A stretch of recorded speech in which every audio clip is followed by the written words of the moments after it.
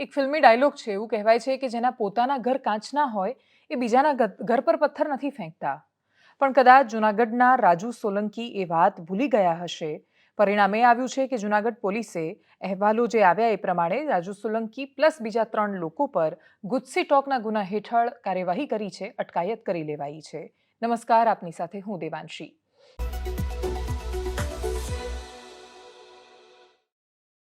ગુજસી ટોકનો કાયદો શું કામ? રાજુ સોલંકી પર શું કામ કાર્યવાહી કરવામાં આવી? શું સરકારે પ્રતિશોધની એટલે કે બદલાની ભાવનાથી આ કાર્યવાહી કરી?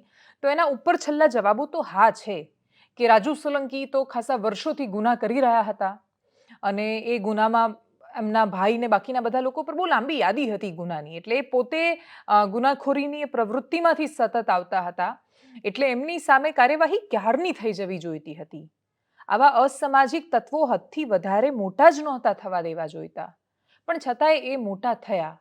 એનું કારણ કે એ વખત સુધી સરકારને એવું લાગ્યું હતું કે જરૂર પડશે ત્યારે કદાચ રાજુ સોલંકી પણ કામમાં આવી શકે એમ છે. અને ભારતીય જનતા પાર્ટી જૂનાગઢ કોર્પોરેશનમાં જે રીતે સત્તામાં આવી અને જે રીતે રાજુ સોલંકી સહિતના માણસોએ મદદ કરી ભારતીય જનતા પાર્ટીને કથિત રીતે જે તે સમયે, એનું ઉદાહરણ હતું કે જરૂર પડે ત્યારે એ લોકો મદદ કરી લેતા હતા. રાજુ સોલંકીના દીકરાનું નામ સંજય સોલંકી જૂનાગઢ NSUI એટલે કે કોંગ્રેસના જે વિદ્યાર્થી પાંખ છે એના એ વડા હતા, એક્ટિવ હતા, કોંગ્રેસના નેતા હતા. કોંગ્રેસના નેતા છે. અને 31 મેની એ રાત ગોંડલના ધારાસભ્ય ગીતાબા જાડેજા, પૂર્વ ધારાસભ્ય જયરાજસિંહ જાડેજા, એ બંનેના સુપુત્ર ગણેશ ગોંડલ ત્યાંથી ગયા, જૂનાગઢ બાજુ ગયા અને પછી ગાડીના ટકરાવાની કે ક્યાંક મૂકવાને લઈને બસ માત્ર સંઘર્ષ થયો. બંને નેતા પુત્ર વચ્ચે ગાડી મૂકવી, પાર્કિંગ કરવી કે અથડામણ, કોઈ બાબતે સંઘર્ષ થયો, વિવાદ થયો અને પછી ગણેશ ગોંડલે જે વર્તન કર્યું એ એકદમ અશોભનીય હતું. આ દેશની કાયદો અને વ્યવસ્થા એને પરવાનો નથી આપતી. ગણેશ ગોંડલે જે કર્યું, જે સંજય સોલંકીની સાથે, શું દેશના કોઈ પણ માણસ સાથે આ ન થવું જોઈએ? દેશના પ્રત્યેક નાગરિકને ગરિમાપૂર્ણ જીવનનો અધિકાર છે. પણ જે લોકો પોતાના શાસન, પોતાની કાયદો વ્યવસ્થા અને પોતાની આજુબાજુ જ અલગ જ દુનિયામાં રહેતા હોય છે, એ લોકો એવું માને છે કે એમનું નામ એ જ કાયદો વ્યવસ્થા છે. એ લોકો એવું માને છે કે એમનું સરનામું એ જ દેશ છે, એમના મમ્મી પપ્પાનું નામ એ જ આ દેશનું બંધારણ છે અને એ લોકો જે કરશે એ કાયદો અને વ્યવસ્થા બની જવાની છે. ગણેશ ગોંડલ પણ કદાચ આજ ફાંકામાં કે ભ્રમમાં હશે અને એટલે એમણે જે કર્યું એ ખોટું થવાની શરૂઆત હતી. જૂનાગઢથી આગળ, જૂનાગઢ રાજકોટની વચ્ચે, ગોંડલની વચ્ચે એક ટોલ નાકું આવે છે, ત્યાં ટેક્સ પણ ન ભર્યો. તમે વિચારો, તમે ગમે તેટલા અમીર હોવ, તમારી આટલી બધી ગાડીઓ છે, તમે માણસો રાખીને પેલો દંડો ઊંચો કરાવો છો, રિચાર્જ કરાવી દો ત્યાં ફાસ્ટેગનું, નીકળી જવાશે ત્યાં, પણ નહીં. ગુંડા દેખાવું પણ તો જરૂરી છે. અને એટલે ટોલ ટેક્સ પણ ન ભર્યો, એને ગોંધીને લઈ ગયા અને પછી ત્યાં જઈને માર્યા અને પછી ગોંડલના લોકોએ કહ્યું કે અમારા ગણેશભાઈ તો બહુ સારા છે, અમને રક્ષણ આપે છે. જો તમારે કોઈ રાજકીય વ્યક્તિના રક્ષણની જરૂર પડે છે, તમારે જાતિ વિશેષના નેતાના રક્ષણની જરૂર પડે છે, તો તમારે સમજવાનું કે તમે એક કામ કરો, ભેગા થઈને એમને UPSC પાસ કરાવી દો, SP બનાવી દો, ત્યાં IPS બનીને આવશે ને પછી બધાનું રક્ષણ કરશે. આટલે સુધી જે થયું એ બધામાં જે થયું એ જયરાજસિંહના સુપુત્ર તરફથી ખોટું થઈ રહ્યું હતું. ત્યાં સુધી બધા સવાલો હતા. પણ એના પછી જે થયું એ એટલું જ અને કદાચ એનાથી વિશેષ ખોટું હતું. કેમ કે રાજુ સોલંકીએ આખા મુદ્દાને રાજનૈતિક મુદ્દો બનાવ્યો, આખા મુદ્દાને જાતિગત મુદ્દો બનાવ્યો અને એટલા દ્વેષની સાથે સભા, સંમેલનો અને જે વાક્યો બોલાવવા માંડ્યા, એ આખી વાત ધડ માથા વગરની મૂળ મુદ્દો શું હતો અને તમે કઈ વાતને લઈને લડવા નીકળે, બધું જ વિખેરાઈ ગયું. રાજુ સોલંકી એક પછી એક સંમેલનો કરવા માંડ્યા. સંમેલનોમાં એમણે ધર્મ પરિવર્તન સુધીની વાત કરી દીધી અને એમની માંગ શું હતી? તો કે ભાઈ ગીતાબાનું ધારાસભ્ય પદ રદ કરો, જયરાજસિંહ જાડેજાને જેલમાં પૂરો, આ સહિતની એમણે માંગ શરૂ કરી. જ્યાં સુધી ન્યાયિક પ્રક્રિયાની વાત હતી, એ જૂનાગઢની પોલીસ જ તો હતી કે જે ગણેશ ગોંડલને પકડીને ગઈ, દબાણ પછી પકડીને ગઈ. દબાણ ન કર્યું હોત કે રાજનૈતિક મુદ્દો ન બન્યો હોત તો કાર્યવાહી ન જ થતી. એ બધી સર્વવિદિત હકીકતો હોવા છતાં એના પછી રાજુ સોલંકીએ જે રીતે વર્તન શરૂ કર્યું, એ પ્રશ્ન હતો કે તમારો પોતાનો ગુનાહિત ઇતિહાસ છે, તમે અનેક માણસો પર ભૂતકાળમાં અત્યાચાર કરી ચૂક્યા છો, તમે સતત ગુનાખોરી માટે ટેવાયેલા છો અને તમે એ રીતે વર્તન કરી રહ્યા છો જાણે તમે સાવ નિર્દોષ હોય અને સામેવાળો માણસ છે એ જ અપરાધી હોય. અને બે જ્યારે પેલું ગુંડાઓમાં એક વોર, યુદ્ધ ચાલતું હોય એ પ્રકારની પરિસ્થિતિને જાતિ અને ધર્મનો મુદ્દો બનાવવામાં આવ્યો. અને આટલું થયું ત્યારથી ખબર હતી કે સરકાર ગમે તે ક્ષણે એન્ટર તો થવાની છે.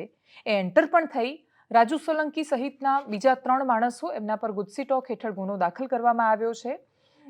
એ ગુનો દાખલ કરવામાં આવ્યો એની પહેલાં રાજુભાઈના ઘણા બધા એવા નિવેદન હતા કે જે આ ઘટનાને કોઈ જ લાગે વળગે એવા વિશેષ હતા નહીં. ગણેશ ગોંડલને પકડ્યો, આજે જ એની સામે ચાર્જશીટ 4500 પાનાની ચાર્જશીટ દાખલ કરી છે સરકારે. 120B કલમ પણ ઉમેરી છે એની અંદર. એ ગુનાહિત કાવતરાની કલમ છે 120B. એટલે અચાનક મળ્યા ઝઘડો થઈ ગયો એ રીતે સાવ કેસને નબળો બનાવવાની પોલીસે કોશિશ નથી કરી. ગણેશ ગોંડલ પકડાય એની સામે કાર્યવાહી થાય ને જેલમાં રહે આટલા દિવસ, એ જ આ દેશના ન્યાયતંત્ર અને બંધારણની જીત છે. એ જ આ રાજ્યની કાયદો અને વ્યવસ્થાની જીત છે કે તમે એવું માની રહ્યા છો કે એક ક્ષેત્રમાં એમનો દમ છે, દબદબો છે અને જિંદગીમાં એ હટવાનો નથી. એ વ્યક્તિનો સુપુત્ર પણ જો ખોટું કરે છે તો એ જેલમાં જાય છે. પણ આખા વિષયને જાતિનો વિષય બનાવવામાં આવ્યો. આખી વાતને ધર્મના મુદ્દા સાથે જોડી દેવામાં આવી અને રાજુભાઈએ કહ્યું કે જો જયરાજસિંહને જેલમાં નહીં મોકલો અને ગીતાબાનું ધારાસભ્ય પદ નહીં જાય તો હું રફીક બની જઈશ. આમાં મુસલમાન ક્યાંથી આવ્યા વચ્ચેથી? અને મુસલમાન બની જઈશ એટલે આ પ્રકારની દમદાટીનો મતલબ શું બનતો હતો? સરકારે જે કાર્યવાહી કરી એ બહુ જ અપેક્ષિત હતી. ગુજસી ટોકનો ગુનો દાખલ કરવામાં આવ્યો છે. ગુજસી ટોકનો મતલબ જ્યારે ઓર્ગેનાઇઝડ ક્રાઇમ થતા હોય અથવા ટેરરિઝમને લગતી એટલે કે આતંકવાદને લગતી કોઈ પણ પ્રવૃત્તિઓ ચાલતી હોય ત્યારે એવા સંજોગોમાં ગુજસી ટોકનો કાયદો કલમ દાખલ કરવામાં આવે છે. ખૂબ પક્ષપાત સાથે એ કલમનો ઉપયોગ થાય છે. એમાં તમે કોઈ જ ના નથી પાડી શકતા એમ. પણ એકદમ શરૂઆતમાં મેં જે કહ્યું કે તમારું પોતાનું ઘર કાચનું હોય ત્યારે તમે કોઈના ઘર પર સતત પથ્થર માર્યા કરો ત્યારે એકાદ પથ્થર સામે આવતો હોય છે. આ કદાચ સામે આવેલો એ પથ્થર છે. આનાથી વિશેષ કોઈ નિષ્પક્ષતાની અપેક્ષા ભારતીય ન્યાયતંત્ર પાસેથી છે નહીં. ગણેશ ગોંડલને જેલમાં પૂર્યો અને હવે સામે રાજુ સોલંકી સહિતના લોકોને ફિટ કર્યા છે. જે પ્રતિક્રિયાઓ સામે આવી, આના પહેલાં જે વિવાદાસ્પદ નિવેદનો સંમેલનોમાંથી સામે આવ્યા, જેનાથી એ પાયો બંધાયો કે અત્યાર સુધી રાજુ સોલંકી કામે આવતા હતા એટલા માટે ગુજસી ટોક દાખલ નથી થઈ. બાકીના જેટલા પણ ગુનેગારો એવું વિચારીને ગુનાખોરીમાં સપડાયેલા છે એમને એવું લાગે છે કે જરૂર પડશે ત્યાં સુધી સરકાર આપણે સરસ મદદ કરવાની છે. તમે યાદ રાખજો, એ સરકાર હોય છે, પોલીસ હોય છે. સતત અને હંમેશા ગુંડાઓની એમને જરૂર નથી હોતી. અને એટલે જ ગુંડાખોરીના બાના બંધ કરો. જો ગુંડા છો તો તમારી સામે કાર્યવાહી થવાની છે. રાજુ સોલંકી સામે જે કાર્યવાહી થઈ એ એકદમ અપેક્ષિત છે. સાંભળીએ સામે આવેલી પ્રતિક્રિયા. હું ધર્મ પરિવર્તનનું ફોર્મ લેવા આવ્યો છું. મેં કીધું હતું કે સોલંકી પરિવાર, પરમાર પરિવાર, ચાવડા પરિવાર અને અનેક લોકો જે મારી જોડાયેલા છે એ તમામ લોકો અમે ધર્મ અંગીકાર કરવાના છીએ. ત્યારે આ ગુજરાતમાં છેલ્લા 25 વર્ષથી ભારતીય જનતા પાર્ટીની સરકાર હોય ત્યારે એસી અને એસટી સમાજ ઉપર અત્યાચાર થતા હોય અને અમે અમારી પેટા જાતિમાં જયારે અમને પૂછવામાં આવે કે તમારી પેટા જાતિ શું છે ત્યારે અમે હિન્દુ લખતા હોય. આ હિન્દુ ધર્મથી કંટાળી અને હું ઇસ્લામ ધર્મ અંગીકાર કરું છું. વાર દલિત સમાજ ઉપર, એસટી સમાજ ઉપર અત્યાચાર થાય છે. ઉનાકાંડને આજ 8 વર્ષ પૂરા થવા આવ્યા છે તો હજી ઉનાકાંડના પીડિતોને ન્યાય મળ્યો નથી. હવે વાત રાજ્યના એવા વિષયની કરીએ જે રાજ્યના 4 લાખ યુવાનોની સાથે જોડાયેલું છે. ગુજરાત રાજ્યમાં સુંદર મજાનું જંગલ આવેલું છે. આપણે જ્યારે ક્લાઇમેટની કે પ્રકૃતિની વાતો કરીએ છીએ ત્યારે આપણે હંમેશા વૃક્ષોનું મહત્વ, વન્યજીવોનું મહત્વ, પ્રાણીઓનું મહત્વ, અભયારણ્યોનું મહત્વ એ વિષય પર વાત કરીએ છીએ. એ જંગલની સુરક્ષા માટે જંગલનો જે વિભાગ છે, ફોરેસ્ટ ડિપાર્ટમેન્ટ, એ બીટ ગાર્ડ એટલે કે વન રક્ષકની ભરતી કરે છે. વન રક્ષકોને ખૂબ જવાબદારી સાથે પરીક્ષા પાસ કરવાની હોય છે. એટલે ખાલી બસ મને જંગલ વિશે ખબર પડી ગઈ, માહિતી પૂરતી છે, માત્ર એટલું નહીં. માત્ર સામાન્ય જ્ઞાનથી નહીં, એના પછી પ્રેક્ટિકલ આવે જેની અંદર તમારે high jump, long jump, running, walking ઘણું બધું હોય છે કે જે તમારે ફિઝિકલ એક્ઝામ પાસ કરવી પડે અને એ પરીક્ષા પાસ કરો એના પછી તમને એ નોકરી મળતી હોય છે. એ પ્રક્રિયામાં પહેલું જે પગથિયું છે એ છે સરકાર સામાન્ય જ્ઞાનનો એક પ્રકારનો ટેસ્ટ લેતી હોય છે. 200 માર્ક્સનું પેપર હોય. જ્યારે આ ભરતી 823 જગ્યા માટે જાહેર થઈ ત્યારે આ જાહેરાત પછી 8 લાખ લોકોએ ફોર્મ ભર્યા. 800 જગ્યા છે, 8 લાખ લોકો ફોર્મ ભરી રહ્યા છે. 823 માટે જ્યારે આટલા બધા ફોર્મ ભરાયા ત્યારે ઘણી બધી વાર એવું થતું હોય છે કે અડધા લોકો એમને ફોર્મ ભરે, બસ આ ભરતી આવી છે ભરી કાઢો, આ ભરતી આવી છે ભરી કાઢો. 12 પાસ તો કેટલા બધા લોકો હોય. 12 પાસ આધારિત ભરતી એમ પણ બચી નથી. એટલે આ લોકોએ બધાએ ભેગા થઈને ફોર્મ તો ભરી દીધા. સરકારે કન્ફર્મેશન માંગ્યું કે ભાઈ કન્ફર્મેશન આપો. 4.5 લાખ લોકોએ કન્ફર્મેશન આપ્યું. 3.5 લાખ તો ઓલરેડી નીકળી ગયા. એના પછી 4.5 લાખે કન્ફર્મેશન આપ્યું, પરીક્ષા લેવાઈ, 4 લાખ લોકોએ પરીક્ષા આપી. 823 જગ્યા માટે 4 લાખ લોકો પરીક્ષા આપી રહ્યા છે. પોતાની અંદર બહુ મોટી સ્પર્ધા છે. હવે આ લોકો 12 પાસ છે મોટા ભાગના. એમની પાસે બીજો કોઈ સુરક્ષિત આવકનો સ્ત્રોત છે નહીં. એટલે આ કિસ્સામાં એ વાત બહુ જ ઓછી લાગુ થાય છે કે ભાઈ એ લોકો આ એક્ઝામ આપી રહ્યા છે પણ પોતે ક્યાંય ને ક્યાંય નોકરી કરતા હશે. કેમ કે એવા 500ના સેમ્પલને અમે જ્યારે મળ્યા ત્યારે એ 500માંથી 50 લોકો પણ એવા નહોતા કે જે સાથે સાથે કોઈ જગ્યાએ નોકરી કરતા હોય. એ લોકો માટે આ પરીક્ષા એટલી મહત્વની હતી કે ગાંધીનગરમાં અલગ અલગ સમાજો દ્વારા ચાલતી હોસ્ટેલ છાત્રાલયમાં એ લોકો 1-2 વર્ષ અહીંયા રહેવા માંડ્યા. એમણે તૈયારીઓ કરી. 200માંથી 80 માર્ક છે, એ 80 આવે ત્યારે તમે ક્વોલિફાય થાવ છો. પણ ક્વોલિફાય થવાનો મતલબ એ નથી કે તમે આવનારી ફરીથી બીજી જે પ્રેક્ટિકલ પરીક્ષા છે, ફિઝિકલ પરીક્ષા છે, એ આપી શકો. એના માટે તમારે એક ચોક્કસ મેરિટમાં આવવું પડે. આ પરીક્ષા જિલ્લા પ્રમાણે લેવાય છે. એટલે પંચમહાલની જગ્યા માટે પંચમહાલના લોકો ભરે, છોટાઉદેપુરની જગ્યા માટે છોટાઉદેપુર, સુરત માટે સુરત, નર્મદા માટે નર્મદા, એ રીતે પરીક્ષા લેવામાં આવે. આ પરીક્ષા જિલ્લામાં 4 સેન્ટર હતા: અમદાવાદ, વડોદરા, રાજકોટ, સુરત. આ રીતે આ એક્ઝામ લેવામાં આવી અને આ 4 સેન્ટર પર છોકરાઓ પરીક્ષા આપવા આવ્યા. પણ આ પરીક્ષા આમ તમારે પેપર લઈને પછી એમાં OMR ટીક કરવાના એવું નહોતી. આ પરીક્ષા લેવાઈ CBRT હેઠળ. CBRTનો મતલબ થાય છે કમ્પ્યુટર બેઝડ રિક્રુટમેન્ટ ટેસ્ટ. કે કમ્પ્યુટર કોને કોન્ટ્રાક્ટ અપાયો? તો TCSને અપાયો. ટાટાની એવી કંપની TCS કે જેનો શેર પણ તમારા પોર્ટફોલિયોમાં હોય તો તમને એવું લાગે કે નહીં, આપણે ખૂબ સારી કંપની અને ભરોસાપાત્ર કંપનીમાં ઇન્વેસ્ટમેન્ટ કરી રહ્યા છીએ. TCSની પોતાની વિશ્વસનીયતા છે. સરકારે શું કામ CBRT પદ્ધતિ લાગુ પડી? તો ગૌણ સેવાને જૂના અનુભવ બહુ ખરાબ થયા છે કે પરીક્ષાઓ લેવા જાય, મોટી પરીક્ષા હોય, અલગ અલગ સેન્ટર પર તમારે પેપર પહોંચાડવાના હોય, સેન્ટર પર પેપર પહોંચે એની પહેલાં આગલી રાત્રે એ પેપર ફૂટી જાય અને પેપર ફૂટે અને એકસાથે અનેક માણસોના સપના તૂટે અને પછી એ 20, 22, 25 વર્ષના છોકરાઓ રડતા રડતા ઘરે પાછા જાય. એ વખતે એ સરકારને ખૂબ બધી એમની પીડા અને વેદના સાથે ગાળો એ આપતા જાય. એ ઘણીવાર ગાળો નથી હોતી, અભિશાપ બનીને સરકારના માથા પર ટીલું લાગે છે. એ કાળું ટીલું ન લાગે અને પરીક્ષા સારી રીતે લેવાય એવું માનીને એમણે TCSને કોન્ટ્રાક્ટ આપ્યો કે ભાઈ તમે કમ્પ્યુટરમાં જ લો, પેપર રહેશે જ નહીં તો પેપર ફૂટવાની વાત આવવાની જ નથી. એટલે એકદમ શુદ્ધ આશયની સાથે CBRT પદ્ધતિ દાખલ કરવામાં આવી. પણ આપણે ત્યાં શુદ્ધ આશય હોવાનો મતલબ સારું પરિણામ મળે એવું હોતું જ નથી.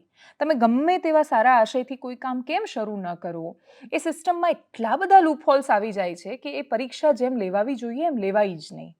થયું શું કે TCS વાળાને તમે પરીક્ષા તો આપી દીધી લેવાની, પણ આ કોઈ SSCની તો પરીક્ષા હતી નહીં. આ તો 12મા ધોરણ પાસ કરેલા લોકોની વનરક્ષકની પરીક્ષા હતી, જે લોકો ગુજરાતના છે.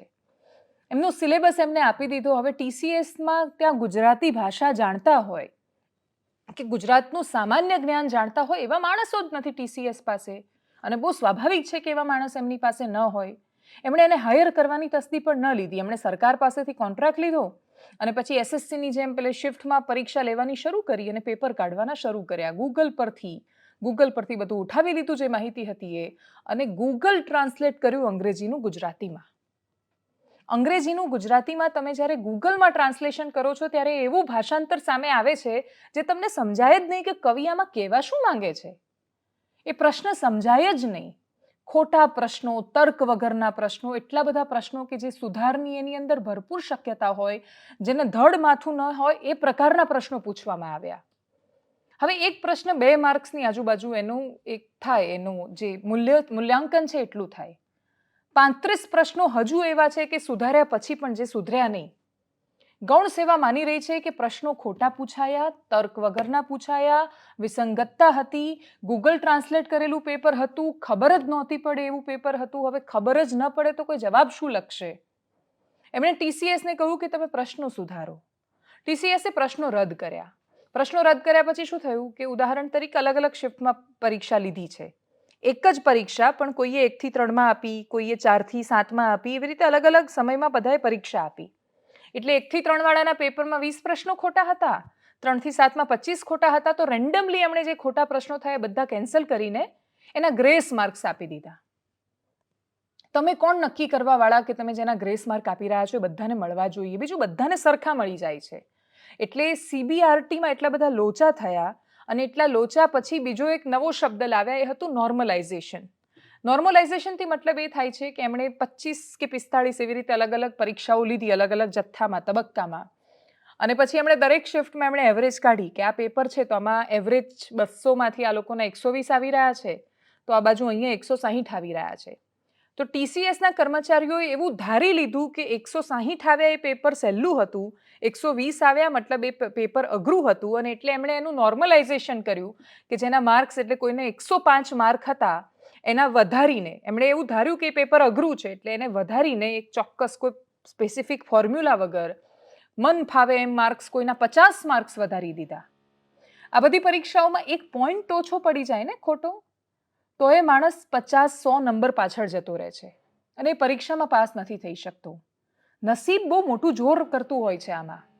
ખૂબ બધા માણસો મહેનત કરી રહ્યા છે. 4 લાખ લોકો પરીક્ષા આપે છે 800 જગ્યા માટે, અને એમાં તમે નોર્મલાઇઝેશનના નામે એમને માર્ક્સ વધારી દીધા અને એમને માર્ક્સ વધારીને 6500 લોકોનું લિસ્ટ જાહેર કરીને કહ્યું કે તમે બધા પાસ. હવે પ્રશ્ન એ થયો, જિલ્લા પ્રમાણે યાદી નીકળી તો આપણે એવું માની લઈએ કે નર્મદા જિલ્લો છે કે ભરૂચ, કે ત્યાં વસાવાની સંખ્યા વધારે છે.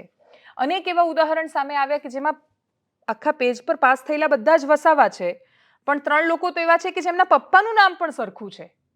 એટલે એક જ બેચમાં પરીક્ષા આપી હોય એવી આખીને આખી બેચ પાસ થઈ ગઈ. શું કામ? કેમ કે TCSને એવું લાગ્યું કે એમની બેચમાં પેપર અઘરું હશે એટલે આપણે વધારી દઈએ, અને આ લોકોનું પેપર સહેલું હતું તો અમને ઘટાડી દઈએ. એમની જાતે TCSનું વારંવાર ગૌણ સેવાએ ધ્યાન દોર્યું અને દરેકે કહ્યું કે અમે જે આશયથી લાગુ કરવા માંગતા હતા આ પ્રયોગ નિષ્ફળ ગયો છે. તમારે આ રીતે ન કરવું જોઈએ. TCSના કર્મચારીને જ્યારે પણ મળવા બોલાવ્યા, TCSના કર્મચારીઓ મેલમાં ગૌણ સેવાને જવાબ નહોતા આપતા, ઉદ્ધતાઈથી વાત કરતા હતા. બિલ પર સહી ન કરી GSSSBના સચિવ હસમુખ પટેલે તો એ ફરિયાદ લઈને ગયા કે અમારું બિલ પાસ નથી કરતા. GSSSBએ પ્રશ્ન કર્યો કે તમે કામ સરખું નથી કર્યું તો બિલ કેવી રીતે પાસ થાય? બિલ તો પાસ થઈ જવાનું છે. મોટી કંપની છે, મોટા એમના જેક છે, ગમે તેમ કરીને બિલ પાસ કરાવી લેવાના છે. જે 6500 લોકો પાસ થયા છે એ લોકો પણ એવું કહી રહ્યા છે કે અમે પાસ થઈ ગયા, તમે પરીક્ષા રદ કરાવશો તો અમે ક્યાં જઈશું? એ લોકો પણ સાચા છે. જો ફરીથી એ લોકો નથી પાસ થઈ શકતા કે કંઈ પણ સમસ્યા આવે છે તો એ લોકો માટે આખી જિંદગીનો વસવસો કે રંજ રહી જવાનો છે. પણ બાકીના એ 3.5 લાખ લોકોનું શું? કે જેમાંથી ઘણા બધા લોકો એવા છે જે કહી રહ્યા છે કે અમારા માર્ક સારા એવા થઈ રહ્યા છે. ઘણા બધા જિલ્લાઓમાં 200માંથી 177 માર્ક્સ તો કટ ઓફ થયું છે. એનો મતલબ કે તમારે 176 માર્ક હોય 200માંથી તો પણ તમે ક્વોલિફાય નથી થયા. એનો મતલબ શું થાય? 200માંથી 80 ઉપર જે માર્ક્સ આવે એટલે મોટા ભાગના લોકોને ગ્રાઉન્ડ પર દોડવાની તક મળે. અત્યાર સુધીમાં મેરિટ આવું જ રહેતું હતું, કોઈ દિવસ આવું પરિણામ નથી આવ્યું. જે નીટમાં બધાને આઘાત લાગ્યો હતો કે આટલા પૂરા માર્ક્સ કેવી રીતે મળ્યા, તો ખબર પડી કે પોતાની જાતે ગ્રેસ માર્ક્સ આપી દીધા. હવે સુપ્રીમ કોર્ટ પણ જે વિષય પર ના પાડી ચૂકી છે કે તમે આમ ગ્રેસ માર્ક ન આપી શકો. તમે કેમ ધારી રહ્યા છો કે આ લોકોને આવડ્યું જશે ને આ લોકોને નહીં જ આવડ્યું હોય? એટલે ધારવામાં થોડી પરીક્ષા લઈ લેવાય કે એના માર્ક્સ આપી દેવાય. પણ TCSએ મનમરજી પ્રમાણે ધારીને પોતાનું બધું કરી લીધું. હવે આ લોકો સતત સંવાદની અપેક્ષા રાખી રહ્યા છે. એ લોકો ન્યાય માંગે છે. બહુ જ સરળ છે. એ લોકો કહી રહ્યા છે કે અમને કંઈ નહીં તો અમારા માર્ક્સ બતાવો, કે અમારા કેટલા માર્ક્સ આવ્યા હતા અને પછી કેટલો તમે નોર્મલાઇઝેશન એટલે કે ગ્રેસના નામે કેટલા માર્ક્સ અમારા બદલ્યા. એટલે કોઈના 100 માર્ક હતા તો કેટલા એવા લોકો છે કે જેના 100થી તમે સીધા જ 150 કરી દીધા? કેટલા એવા લોકો છે કે જેના 150 હતા પણ તમને એવું લાગ્યું કે આ લોકોનું પેપર બહુ સહેલું હતું એટલે તમે માર્ક્સ એમના ઘટાડી દીધા? માર્ક્સ બતાવવા માટે GSSSB તૈયાર જ નથી. ગૌણ સેવા એવું કહી રહ્યું છે કે આ ગોપનીયતા છે. છોકરાઓ પૂછે છે કે અમે પરીક્ષા આપી, અમારા કેટલા માર્ક્સ આવ્યા એ તમને કેમ ન કહો અમે? તો હવે GSSSB કહે છે કે નોર્મલાઇઝેશન પછીના માર્ક્સ તમને કહીશું, પણ તમારા કેટલા આવ્યા હતા અને કેટલા થયા એ અમે તમને નહીં કહીએ. માહિતી છુપાવવી એ સૌથી મોટો ક્રાઇમ બને છે. આ દેશમાં RTI માટે બહુ લાંબો સંઘર્ષ થયો છે. UPAની સરકાર સામે લોકો રસ્તા પર ઉતર્યા છે. जानने का हक નામે એન્થમ બન્યું અને એમાં પ્રશ્ન પૂછાયો હતો, मेरे हाथों को ये जानने का हक रे, क्यों इसमें काम नहीं? મારા હાથને કામ કેમ નથી મળતું એ જાણવાનો મને હક છે. મને એ જાણવાનો હક છે કે ગોડાઉનમાં દાણા સડી જાય છે પણ સામાન્ય માણસને અનાજ નથી મળતું. મને એ જાણવાનો હક છે કે કરોડો રૂપિયા જાય છે પણ ગામમાં બસ નથી. મને જાણવાનો હક છે કે ગામમાં દવાખાનું છે પણ ડૉક્ટર કે દવા નથી. આ બધા પ્રશ્નો પૂછાયા અને પછી ખૂબ લાંબી લડત પછી આપણને માહિતીનો અધિકાર મળ્યો. પણ એ માહિતીનો અધિકાર GSSSB આપવા તૈયાર નથી. ગૌણ સેવા કહે છે કે ગોપનીયતા છે. અમે તમને માર્ક્સ ન કહીએ. કેમ ભાઈ? આખી દુનિયા માર્ક્સ કે છે. SSC પણ માર્ક્સ કે છે, જેના પરથી તમે એવું વિચાર્યું કે દેશમાં કમ્પ્યુટરના આધાર પર આટલી સારી પરીક્ષાઓ લેવાય છે તો અમે રાજ્યમાં પણ લઈશું. તો માર્ક્સ કહેવામાં શું વાંધો છે? હવે શું વાંધો છે એ કદાચ સચિવને તો વાંધો પણ નથી પ્રાઇમા ફેસી જે દેખાઈ રહ્યું છે. જેટલા છોકરાઓ સચિવને મળ્યા બધાએ કહ્યું કે સચિવ માની રહ્યા છે હસમુખ પટેલ કે ખોટું થયું છે. હસમુખ પટેલ ખૂબ માથાકૂટ કરી રહ્યા છે પણ હવે હસમુખ પટેલના હાથમાં પણ નથી. GSSSBના સચિવના હાથમાં જો આ વાત ન હોય તો કોના હાથમાં છે આ વાત? અને અહીંયા દરેક વ્યક્તિ બંધાયેલો કેમ છે? સર્વ સત્તા હોવા છતાં જો વ્યક્તિ નિર્ણય નથી કરી શકતો તો એ સત્તાનો શું મતલબ રહે છે? આ પરિસ્થિતિ એમને અકળાવતી કેમ નથી કે તમે ત્યાં બેઠા છો, તમારી સામે ખૂબ આશાથી આંખોમાં આંસુ, પાણી, પીડા બધા સાથે લોકો તમને જોઈ રહ્યા છે કે અમને અહીંયાથી આ ખુરશી પરથી જવાબ મળશે. એ લોકો કોની પાસે જશે? GSSSBના સચિવ જો એમને એવું કહે છે કે આમાં ગોપનીયતા છે તો આમાં શું ગોપનીયતા છે? મેં પરીક્ષા આપી, મને જાણવાનો હક છે કે મને માર્ક્સ કેટલા મળ્યા હતા અને તમે મારા માર્ક્સ કેટલા વધાર્યા કે ઘટાડ્યા. જે 6500 છે એ લોકોના બધાના માર્ક્સ મૂકી દો ને. બધાના માર્ક્સ મૂકી દેશો તો વાત પતી જવાની છે. પણ એમને ખબર છે કે આ બધું બહુ જ રેન્ડમ પ્રયોગ કરવામાં એક કંપની આવીને તમારા ભવિષ્ય સાથે પ્રયોગ કરીને જાય છે. એનો કોઈ તર્ક બંધ બેસતો નથી. અને કોઈ પણ સમયે સરકાર એટલી મજબૂર તો ન હોવી જોઈએ કે આ પ્રશ્ન ખાલી 4 લાખ લોકોએ જે પરીક્ષા આપી એમના ભરોસાનો નથી. આ પ્રશ્ન આ રાજ્યના વનનો પણ તો છે. જંગલ પણ તો બચાવવાના છે. એવા વન રક્ષકો છે, મતલબ જે લોકો જો ગ્રેસથી, દયા ગુણથી પાસ થઈ ગયા છે તો એ લોકો કેવી રીતે જંગલને બચાવશે? અને સૌથી મોટી વાત પારદર્શિતાની આવે છે. યુવાન આ રાજ્યની સિસ્ટમ પર તો જ ભરોસો કરશે અને એ આ દેશ અને રાજ્યને વધારે સારો બનાવવા માટે તો મહેનત કરશે જો આપણી બધી વ્યવસ્થાઓ ખૂબ પ્રામાણિક અને પારદર્શક હશે. એવું પણ સાંભળવામાં આવી રહ્યું છે. અને અમને GSSSB સાથે જોડાયેલા લોકો એવું કહ્યું કે હવે સચિવ હસમુખ પટેલ જ આ પરિસ્થિતિથી એટલી બધું કંટાળી ચૂક્યા છે કે જ મૂકી દેવા માંગે છે કે યાર આ બધામાં પડવા જેવું જ નથી. તો કોણ પડશે? કોણ સુધારશે આને? જવાબ નથી આપણી પાસે. શું કહી રહ્યા છે યુવાનો? સાંભળીએ એમને એકદમ સંક્ષિપ્તમાં. हजी कौभांडियों सांभળી लियो कि सबर रखिए, अपनी कुर्सी की सीट बेल्ट कस के बांध के रखिए क्योंकि मौसम बिगड़ने वाला है. रद्द करो भाई, रद्द करो सीबीआईटी, रद्द करो रद्द करो भाई, रद्द करो सीबीआईटी, रद्द करो. આ ચોખીન ચટવાત જો તમે અહીંયા અમારા જનરક્ષક બનવા માંગતા હોય અને તમે સીધા જ અહીંયા વિધાનસભામાં બેસી શકતા હોય, અમારે વનરક્ષક બનવું. તમે જો આ અત્યારે વરસાદ આવે છે છતાં અમે ઊભા છીએ ને, કેમ? કારણ કે વનરક્ષક બનવું છે. આ વનરક્ષક બનવું ને અત્યારે ખૂબ કપરું થઈ ગયું છે. મને લાગે છે કે કદાચ જનરક્ષક બનવું ને કદાચ વધારે સહેલું થઈ ગયું હશે. તો અમને એવું છે કે અમે નોકરી પર લાગશું તો અમારા નાના ભાઈ બહેનનું ગુજરાન ચલાવશું, અમારા ઘરનું ગુજરાન ચલાવશું. તો સરકાર એમ કેમ નથી સમજી રહી કે આજ પણ સ્ત્રીને ઘર ચલાવવાની જવાબદારી સોંપવામાં આવી છે તો સરકાર શું સ્ત્રીને નબળી સમજે છે? તો અમારા સપનાઓ સાથે કેમ રમે છે? એટલે હવે આ રિઝલ્ટ આપ્યા પછી તો હવે એમ થાય છે કે ગ્રાઉન્ડની તૈયારી ચાલુ રાખવી કે બંધ કરી દેવી, કે હવે આ બધું બંધ કરીને ઘરે જતા રહેવું, કંઈ સમજાતું જ નથી. અમે કોઈ ફેસ્ટિવલ જોયું નથી. પર રક્ષાબંધન પર, ગઈ સાલના રક્ષાબંધન પર બી હું લાઇબ્રેરીમાં જ હતી. દિવાળીના દિવસ પણ બી હું લાઇબ્રેરીમાં જ હતી. કેમ કે અમને એમ હતું કે કદાચ એકાદ દિવાળી જતી રહેશે, એકાદ રક્ષાબંધન જતું રહેશે, પણ આગળના 25 વર્ષના આગળના રક્ષાબંધન બી અમે સારી રીતે કરી શકશું. બરાબર? તો આ લોકોએ આ રક્ષાબંધન ઉપર તો અમને રખડતા કરી દીધા. આ લોકોએ આમાં અમે કોઈ વ્યક્તિનો પર્સનલ બાયોડેટા તો માગી નથી લેતા. અમારે કોઈની સાથે માગું તો નાખવું નથી કે હક પણ કરવું નથી. તો શા માટે ભાઈ માર્ક જાહેર કરવા નથી થતા? શા માટે ભાઈ એની માહિતી જે છે એ ઓફિશિયલ માધ્યમો ઉપર જ? કારણ કે જાહેર પરીક્ષા છે ને. हम हमारा हक मांगते नहीं किसी से भीख मांगते, न्याय आपो विद्यार्थीओं न्याय आपो. આ CBRT પદ્ધતિ હોય કે નોર્મલાઇઝેશન હોય કે પરીક્ષા પદ્ધતિમાં થયેલી ધાંધલી હોય, 150 ભૂલો હોય, એમાંથી 35 સુધારવાની બાકી હોય તો જવાનું કોની પાસે? અમારી પાસે રસ્તો નથી. અમારે આંદોલન ઉપર મજબૂર થઈને આવવું પડે છે. અમારે શોખ નથી. હવે આ કૌભાંડીઓ એટલી હદ સુધી પહોંચી ગયા છે કે એમને ખબર છે કે આ આપણે PDF બહાર પાડી શકીએ એમ છીએ જ નહીં. જો એ PDFના માર્ક્સ છે એ બહાર પાડશે તો એ લોકોનું કૌભાંડ બહાર આવે એમ છે. મને ખબર છે ગયા વખતે ઓછી ભરતી હોવા છતાં 80 માર્કવાળાને દોડાયા છે, 81 માર્કવાળાને નોકરી આપી છે, તો મને 100 માર્કવાળાને કેમ નહીં મળે? એના માટે મેડમ સવારથી લઈને સાંજ સુધી બે ટાઈમ દોડ્યા છે. અમને પગમાં ઘણી બધી ઇન્જરી આવી ગઈ. શું કરવાનું? આર્થિક પરિસ્થિતિ પણ સારી નથી, છતાં પણ મેડમ અહીંયા એક ટાઈમ ખાવાનું ખાઈને રહીએ છીએ મેડમ.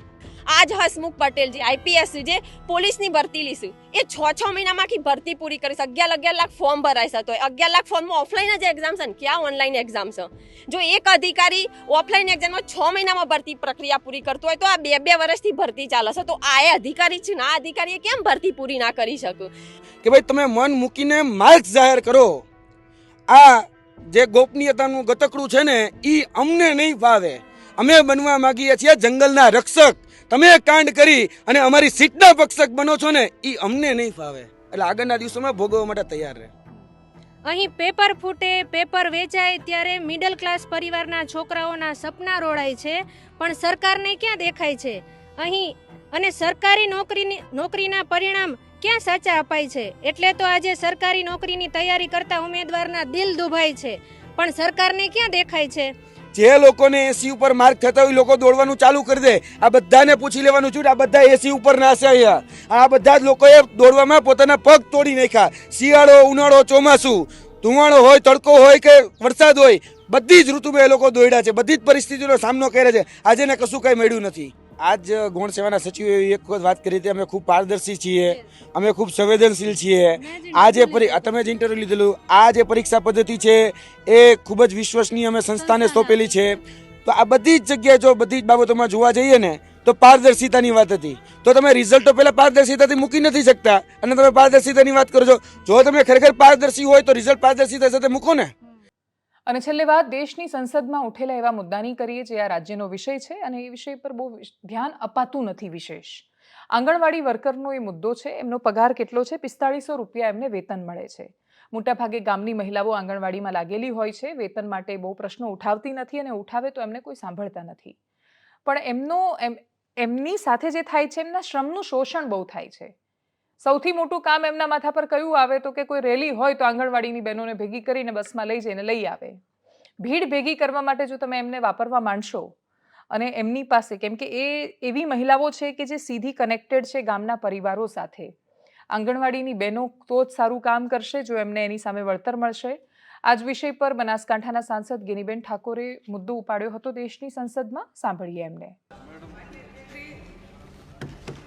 આપના માધ્યમથી મહિલા અને બાળ વિકાસ મંત્રીનું ધ્યાન દોરવા માગું છું કે સમગ્ર દેશમાં આઈસીડીએસ દ્વારા 0 થી 6 વર્ષના બાળકોને આંગણવાડી મારફત કુપોષણ દૂર કરવાનું કામ કરે છે, તેમજ ગર્ભવતી મહિલાઓ અને બાળકોને તમામ રોગોથી મુક્ત રહેવા માટે રસીકરણનું કામ કરે છે. માનનીય અધ્યક્ષશ્રી, આંગણવાડી કાર્યકર અને હેલ્પરોને કેન્દ્ર સરકાર દ્વારા માત્ર 4500 રૂપિયા માનદ વેતન આપવામાં આવે છે. તે વધારીને 11,000 કરવામાં આવે એવી હું મહિલા અને બાળ વિકાસ મંત્રીને વિનંતી કરું છું. સાથે સાથે માનનીય અધ્યક્ષશ્રી, એપ્રિલ 2022માં ગુજરાત આંગણવાડી કાર્યકર સંગઠન દ્વારા સુપ્રીમ કોર્ટમાં ગ્રેજ્યુએટી ફંડ આપવા માટે એક પિટિશન દાખલ કરવામાં આવી હતી. માનનીય અધ્યક્ષશ્રી, તેમની માગણીને ગ્રાહ્ય રાખીને સુપ્રીમ કોર્ટે આ તમામને ગ્રેજ્યુએટી ફંડ આપવા માટે રાજ્ય સરકારને ભલામણ કરી હતી. તેના સામે રાજ્ય સરકાર 2023માં એક રિવ્યુ પિટિશન દાખલ કરેલી હતી. તે પણ સુપ્રીમ કોર્ટે આંગણવાડી કાર્યકરો અને હેલ્પરોના ફેવરમાં જજમેન્ટ આપેલું છે. તો આ તમામ આંગણવાડી કાર્યકરોને ગ્રેજ્યુએટી ફંડ આપવામાં આવે એવી હું આપશ્રીને વિનંતી કરું છું. સાથે સાથે આંગણવાડી કાર્યકરોને જે મકાનો બનાસકાંઠા જિલ્લામાં 300 જેટલા મકાનો બાકી છે એ મનરેગા યોજના હેઠળ બાંધકામ કરીને નવા આંગણવાડીના મકાન બનાવવામાં આવે એવી હું આપ પાસે વિનંતી કરું છું. આંગણવાડી કાર્યકરોને ભારતીય જનતા પાર્ટીના સરકારમાં માત્ર ભીડ ભેગી કરવા માટે કરીને ઉપયોગ કરવામાં આવે છે, એને બદલે એમના હક અને અધિકારો આપે એવી હું આપને વિનંતી કરું છું. એનાલિસિસમાં અત્યારે બસ આટલું જ. જો આપ અમને યુટ્યુબ પર જોઈ રહ્યા છો તો સબસ્ક્રાઇબ કરો, ફેસબુક પર જોઈ રહ્યા છો તો ફોલો કરો આ વિડીયો વધારે લોકો સુધી પહોંચાડવા માંગો છો તો વિડીયોને લાઇક કરો, શેર કરો. તમારા જો કોઈ અભિપ્રાયો છે તો એ કોમેન્ટ બોક્સમાં ચોક્કસથી તમારું મંતવ્ય પણ અમને જણાવો. અમે હવેથી કોમેન્ટ્સ વાંચીને એના પર પ્રતિભાવ આપવાની તો નહીં, પણ જો જરૂરી મુદ્દાઓ લાગે તો તમારી સાથે સંપર્ક કરવાની શરૂઆત કરી દીધી છે. ઘણા બધા લોકો સુધી અમે કોમેન્ટના માધ્યમથી જ પહોંચી શક્યા છીએ. અને તમારી પોતાની, આપણી બધાની આ ચેનલ જમાવટને સબસ્ક્રાઇબ કરો. નમસ્કાર.